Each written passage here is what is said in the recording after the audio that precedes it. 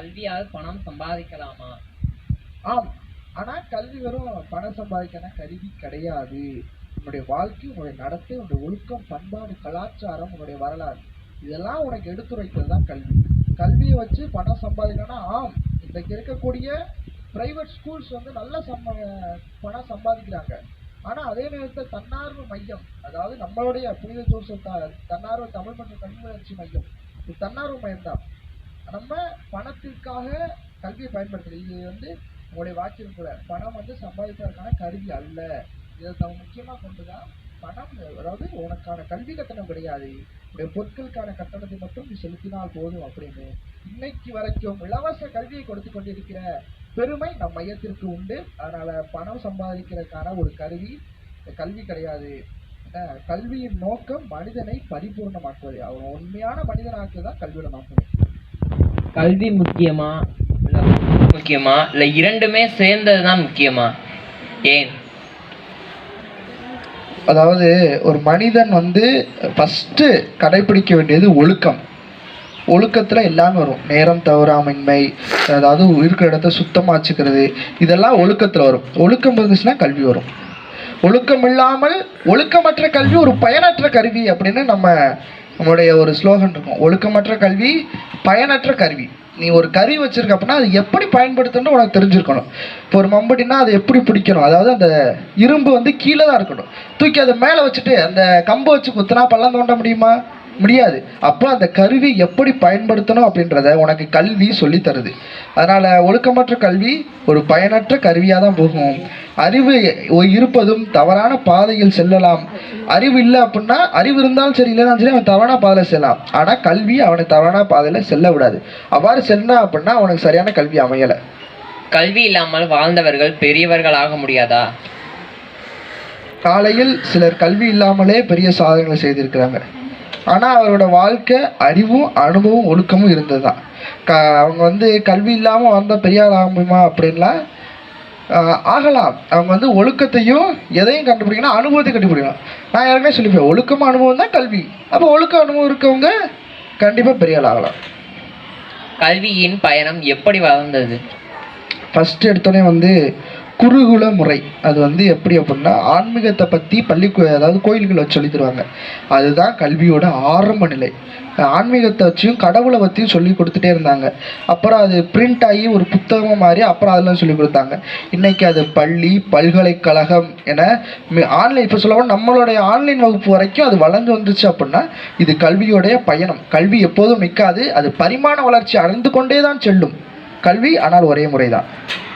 இன்றைய கல்வி முறையின் குறைகள் என்ன? குறைகள் சொல்லணும்னா, முக்கியமான முதல் குறையே மதிப்பெண். மதிப்பெண்ணுக்காக படிக்கிறதா இன்னைக்கு குறையே. அப்போ என்ன கற்றுக்கிறான் அப்படின்றத தாண்டி இன்னைக்கு அவன் மதிப்பெண் எத்தனை மதிப்பெண் எடுத்தான் அப்படின்னா அதெல்லாம் கிடையாது. உனக்கு என்ன விருப்பப்பட்டு படிக்கிறியோ அதில் நீ சிறந்திருந்தாலே போதும்.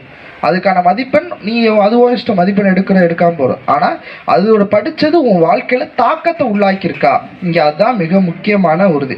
மதிப்பெண், போட்டி தேர்வு இவைத்தான் அதிகம் கவனப்படுகிறது.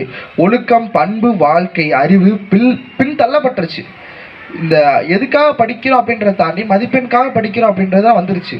எதுக்காக படிக்கிறோம்? ஒரு மனிதன் ஒழுக்கமாகவும் பண்பாகவும் பண்பாடாகவும் வாழ்க்கையை கற்றுக்கிறான், அவனுடைய கலாச்சார வரலாறை கற்றுக்கணும். இதுதான் கல்வி சொல்லணும். மதிப்பெண், தேர்வு, போட்டி என இதெல்லாம் இல்லாமல் நல்ல ஒரு கல்வி முறையை எல்லாரும் கற்றுக்கணும். கல்வி அனைவருக்கும் சமமாக கிடைக்கிறதா? எல்லாருக்கும் சமமாக கிடைக்குதானா?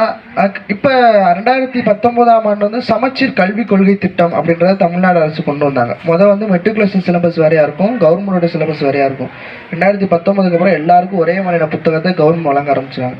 ஆனால் அப்போ இருந்தப்போ வந்து இப்போ மெட்ரிகுலேஷனை படித்தா நல்ல ஒரு படிப்பு கிடைக்கும், கவர்மெண்ட் ஸ்கூலில் படித்தா கிடைக்காது, நல்ல ஒரு தரமான கல்வி கிடைக்காது அப்படின்றத இன்றைக்கு இருக்க பெற்றோர்களுடைய உண்மை.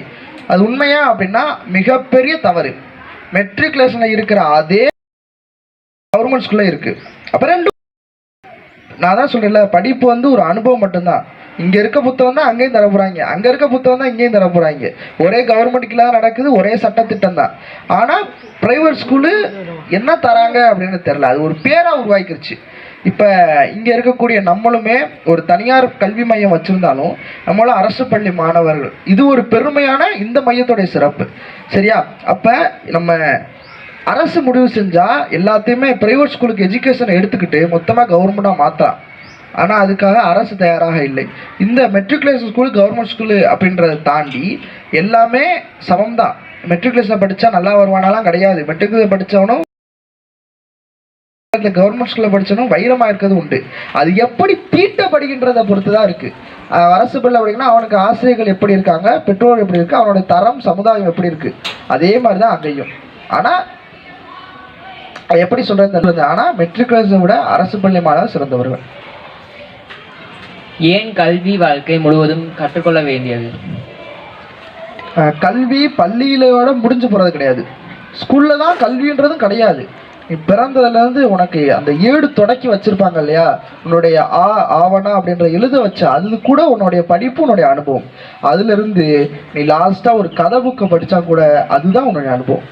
எல்லாருக்கும் எல்லா டயத்தையும் இப்போ புக்கு கிடைக்குது. மாதிரிலாம் கிடையாது. இப்போ புக்கு கிடைக்குது, ஆன்லைன் புக்ஸ் இருக்குது, இ புக்ஸ் இருக்குது. இப்போ புக்கு எப்பயுமே நம்ம கூட சுற்றிட்டு இருக்கு. நம்ம படிப்பை கல்வி, அதாவது ஸ்கூலில் கொடுக்குற புத்தகத்தை தாண்டி வேறு எந்த புத்தகம் படித்தாலும் அது உன் வாழ்க்கையை அனுபவத்தை உண்டாக்கும். அதுவே சிறந்த கல்வி. சரியா? படிப்பு அது ஸ்கூலோட இன்றே கிடையாது.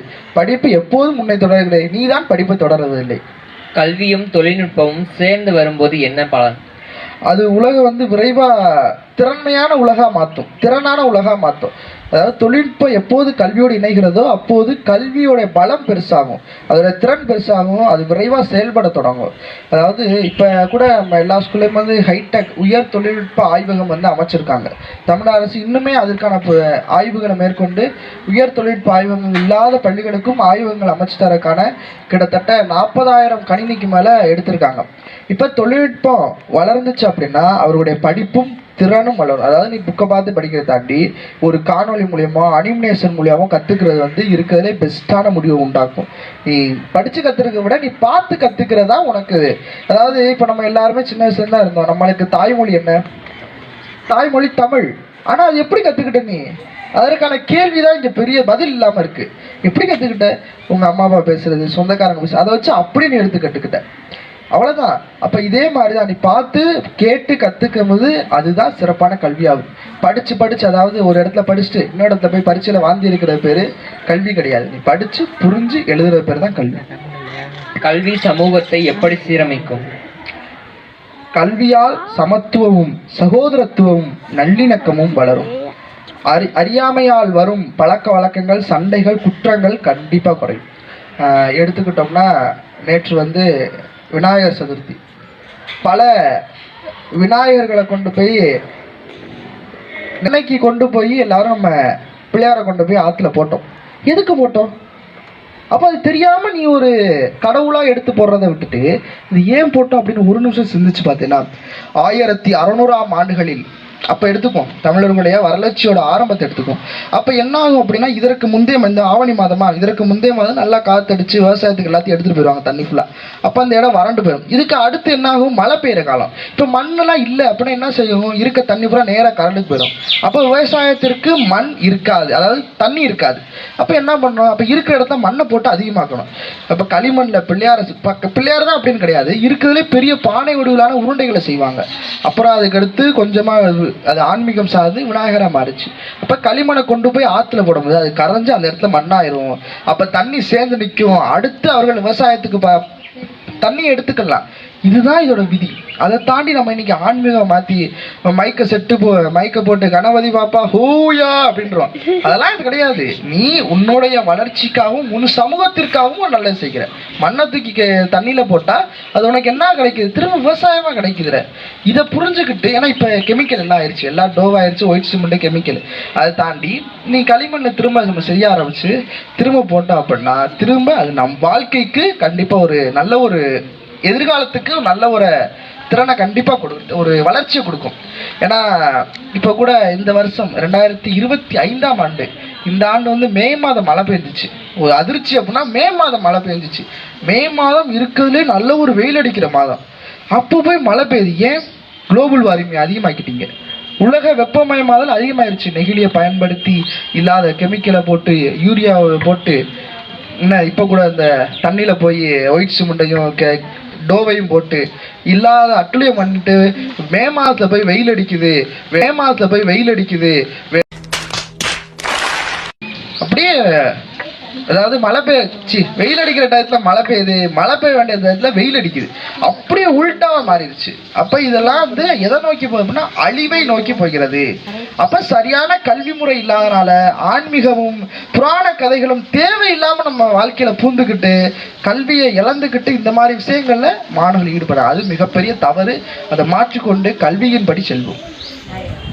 நல்ல கல்வி பெற்ற ஒரு மாணவர் சமூகத்திற்கு என்ன தருவர்? நல்ல கல்வி பெற்ற மாணவன் இந்த எதெல்லாம் தவறு எதெல்லாம் சரி என்று வழி நடத்த வேண்டும். இப்படி வழி நடத்துறவர் தான் நல்ல குடிமகன். இந்திய குடிமகன், அதாவது நல்ல ஒரு குடிமகனா மாறணும். அவன் அறிவு, ஒழுக்கம், பண்பாடு, வாழ்வியல், கலாச்சாரம் இது எல்லாத்தையும் சேர்த்துக்கிட்டு உன்னுடைய வரலாறு என்ன அப்படின்றது எடுத்துக்கிட்டு நான் இந்த சமூகத்திற்கு நல்ல ஒரு அறிவையும் கொடுக்கக்கூடிய நல்ல ஒரு குடிமகனாகவும் வாழ்ந்து சமூகத்திற்கு உன்னால் முடிஞ்ச எல்லா நல்ல விஷயம் செய்கிறவங்க நல்ல ஒரு படித்த நல்ல மாணவன். இறுதியாக ஒரு கேள்வி, கல்வி என்றால் என்ன என்று ஒரு வரியில் சொன்னால்? கல்வி என்றால் என்ன? அதாவது 30 கேள்விகள் சொன்னோம், ஒரு வரியில் சொல்லலாமா? சொல்லலாம். மனிதனை மனிதனாக்கும் கருவி கல்வி. நம்ம பிறந்துட்டோம், அடுத்து இறக்க போறோம் அப்படின்றத தாண்டி என்ன அனுபவத்தை நீ கத்துக்கிட்ட, என்ன கத்துக்கிட்ட? உன் தமிழெண்ணை பத்தி கத்துக்கிட்டியா? உன்னுடைய கலாச்சாரத்தை பத்தி கத்துக்கிட்டியா? உன்னுடைய வாழ்வியலை பத்தி கத்துக்கிட்டியா? உன்னுடைய பண்பாடை பத்தி கத்துக்கிட்டியா? இதுதான் இதுதான் மனிதன். மனிதனை மனிதனாக்கும் கருவி கல்வி. அவ்வளவுதான். இதான் இந்த 30 நிமிஷம் வீடியோ இருந்தாலும் இந்த 30 கேள்விகளுக்கும் ஒரே ஆன்சர் தான். இதுதான் ஆன்சர். மனிதனை மனிதனாக்கும் கருவி கல்வி. அதான். சரி, இப்போ இந்த காணொளி ஒரு நல்ல பயனுள்ள காணொலியாக போச்சு. கல்வியோட முக்கியத்துவத்தை பற்றி நிறையா பேசும். இப்போது நம்மளுடைய தன்னார்வ பயத்துக்கான ஒரு சின்ன விளம்பரம் என்ன அப்படின்னா, ஒரு தன்னார்வக அந்தஸ்தை பெற்று ஆர்டிக்கல் 19(1)C படி நம்ம அரசியலமைப்பு கீழே ஒரு 18 வயதிற்கு உள் இருப்பவர்கள் தன்னார்வமாக இந்திய சமூகத்திற்கு நலனளிக்கும் அமைப்பாக இது உருவெடுத்திருக்கு. இது என்ன மாணவர்கள் பயணம் தரப்போகுது அப்படின்னா, உங்களுடைய கலாச்சாரத்தையும் உங்களுடைய வாழ்வியல், நம்மளோட வாழ்வியல், தமிழர்களின் கலாச்சாரம், வாழ்வியல், பண்பாடு, இலக்கியம், இலக்கணம், தமிழெண்ணையின் அழகு எல்லாத்தையும் கொண்டு ஒரு சிறப்பான பாடத்திட்டமாக தன்னார்வமாக நம்ம கொண்டு இப்போ இந்த மே மாதத்தை வந்து கல்வி மாதம் மாற்றப்படும். மே மாதம் மட்டும் இல்லை, மற்ற தினங்கள்லையும் வந்து இலவச கல்வி அப்படின்ற முழுமையான நோக்கம் கொண்டு உங்களுடைய அற்புதமான கல்வியை நீங்கள் இந்த வருஷம் பெறணும் அப்படின்றதுக்காக தன்னார்வ மையம் பல உழைச்சிக்கிட்டு இருக்கோம். அதற்கு நீங்கள் ஆர்வம் காட்டி உங்களுடைய பிள்ளைகள், அதாவது அடிப்படை கணக்கு தெரியாத 1 to 8, 1 முதல், அதாவது 5 to 9 இருந்தோம், இப்போ 1 முதல் 8ஆம் வகுப்பு வரை அட்மிஷனை தொடர்கிறது தூய ஜோசப் தன்னார்வ தமிழ் மற்றும் கல்வி வளர்ச்சி மையம். Article 19(1)C. கல்வி என்றால் என்ன அப்படின்ற இந்த பாட்காஸ்டுக்கான விடை வந்து உங்கள் மாணவர் வாயிலாக நீங்களே கற்றுக்கொள்ளலாம். நம்ம ஒரு சிறந்த கல்வியை கொடுக்க போகிறோம் அப்படின்றத பெருமையாக சொல்லிக்கொண்டு உங்கள் மாணவர்களையும் கட்டாயம் சேருங்கள் என்று சொல்லி விடைபெறுகிறேன். இந்த காணொளி எல்லாருக்கும் பயனுள்ளதாக இருந்திருக்கும். இந்த காணொலியை கண்டிப்பாக மாணவர்கள் பார்க்கறது ரொம்ப நல்ல விஷயம். பெற்றோர்கள் பார்த்துட்டு இது மாணவர்கள் உங்களுடைய பிள்ளைகளுக்கும் காமிங்க. இந்த காணொலி எல்லாமே மிகச்சிறந்த கருத்துக்கள் உள்ளடக்கியிருக்கு. அதனால் எல்லாரும் பார்த்து சந்தாதாரங்கள், மேலும் உங்களுடன் உள்ள நண்பர்களுடன் பகிர்ந்து கொள்ளுங்கள். இப்படிக்கு தூய ஜோசப் தன்னார்வ தமிழ் மற்றும் கல்வி வளர்ச்சி மையம் மைய நிர்வாகம். நன்றி, வணக்கம். நன்றி முத்துப்பாண்டி.